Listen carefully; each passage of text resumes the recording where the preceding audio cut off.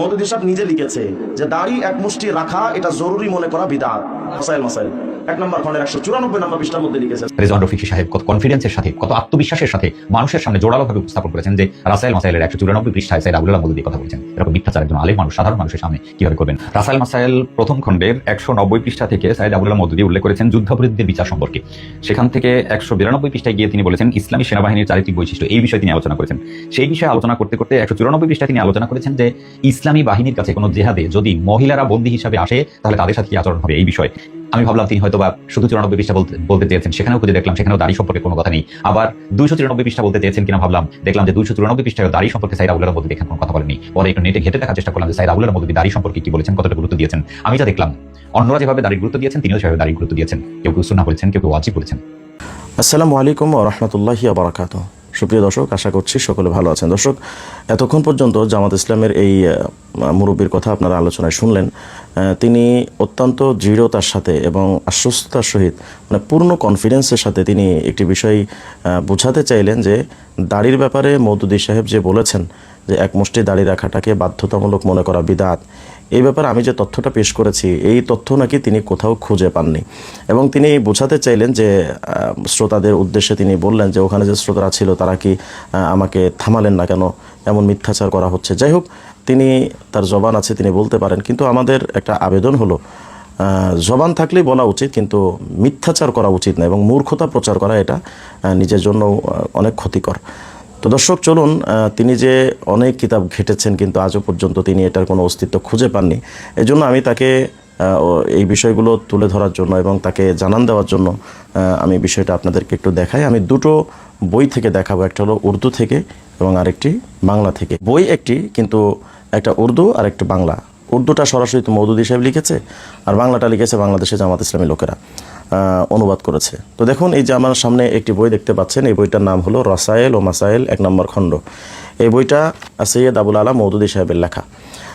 দেখুন, এই বইটার 194 নম্বর পৃষ্ঠা থেকে তিনি দাড়ির আলোচনাটা শুরু করে 195 পৃষ্ঠাতেও এই ধারা চলমান ছিল। এই মৌলবী তিনি নাকি এটা কোথাও খুঁজে পাননি। তো দেখুন, মওদুদী সাহেব এই বইটার 194 নম্বর পৃষ্ঠা থেকে কী লিখছেন। তিনি লিখছেন, आपका ये ख्याल कि नबी सल्लल्लाहु अलैहि वसल्लम जितनी बड़ी दाढ़ी रखते थे इतनी ही बड़ी दाढ़ी रखना सुन्नत रसूल सल्लल्लाहु अलैहि वसल्लम या उसवे रसूल सल्लल्लाहु अलैहि वसल्लम है, ये माना रखता है कि आप आदत रसूल को बेआइनी ही वो सुन्नत समझते हैं जिसके जारी और क़ायम करने के लिए नबी सल्लल्लाहु अलैहि वसल्लम और दूसरे अम्बिया अलैहिमुस्सलाम मबऊथ किए जाते रहे हैं। मगर मेरे नज़दीक सिर्फ़ ये नहीं कि ये सुन्नत की सही तारीफ़ नहीं है, बल्कि मैं ये अक़ीदा रखता हूँ कि इस किस्म की चीज़ों को सुन्नत करार देना और फिर उनके इत्तिबा पर इसरार करना एक सख्त किस्म की बिदआत और एक ख़तरनाक तहरीफ दीन है।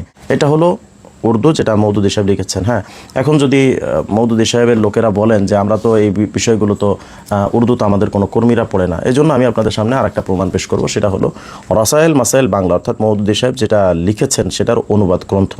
তো এই যে রাসায়েল মাসাইল, দেখুন এখানে আপনারা দেখতে পাচ্ছেন রাসায়েল মাসাইল 1 নম্বর খণ্ড, নিচে লেখা আছে সৈয়দ আবুল আলা মওদুদী। চলুন তো এই বইটার মধ্যে মওদুদী সাহেব কী লিখছেন আমরা একটু দেখি।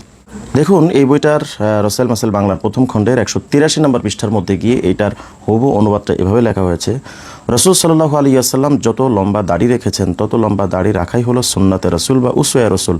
আপনার এই ধারণার অর্থ এই দাঁড়ায় যে আপনি রসুলের অভ্যাসকে হুবহু রসুলের সেই সুন্নাতের সমমর্যাদা সম্পন্ন মনে করেছেন যা জারি ও প্রতিষ্ঠা করার জন্যে নবী পাক সাল্লাল্লাহু আলাইহি ওয়াসাল্লাম এবং অন্যান্য আম্বিয়া কেরাম প্রেরিত হয়েছিলেন। আমার মতে এটা যে সুন্নাতের সঠিক সংজ্ঞা নয়, শুধু তাই নয়, বরঞ্চ এ সম্পর্কে আমার আকীদাই হলো এ ধরনের জিনিসকে সুন্নত বলে আখ্যায়িত করা এবং তার অনুসরণের জন্য বাড়াবাড়ি করা এটা একটা মারাত্মক ধরনের বিদআত এবং এটা দ্বীনের একটা বিপজ্জনক বিকৃতি, যার মন্দ পরিণতি পূর্বে প্রকাশিত হয়েছে এবং ভবিষ্যতেও প্রকাশ হওয়ার আশঙ্কা রয়েছে। দর্শক, এই বইটার এই জায়গাটুকু আমি কোট করেছিলাম যে মওদুদী সাহেব এখানে লিখছেন যে বরঞ্চ এ সম্পর্কে আমার আকীদাই হলো এ ধরনের জিনিসকে সুন্নত বলে আখ্যায়িত করা এবং তার অনুসরণের জন্য বাড়াবাড়ি করা একটা মারাত্মক ধরনের বিদআত। তার মানে দাড়িকে সুন্নত মনে করা এবং এটাকে বাধ্যতামূলকভাবে রাখতে হবে এটা মনে করা এটা মারাত্মক ধরনের বিদআত এবং দ্বীনের একটা বিপজ্জনক বিকৃতি। নাউজুবিল্লাহি মিন যালিক। আমি এই বিষয়টা প্রচার করেছিলাম, কিন্তু দুঃখজনক হলেও সত্য, এই জামাত ইসলামের এই লোকটা তিনি অনেক কিতাব নাকি ঘেটেছেন, কিন্তু এগুলো খুঁজে পাননি। এখন আমার প্রশ্ন হলো, তিনি কি আসলে বাংলা পড়তে পারেন না? উর্দু তো পারেনি না, নাকি বাংলাও পড়তে পারেন না, নাকি আসলে তিনি পড়াশোনাই করেন না, নাকি আসলে কিছুই বুঝেন না? এটা তো আসলে আমার বুঝে আসলো না।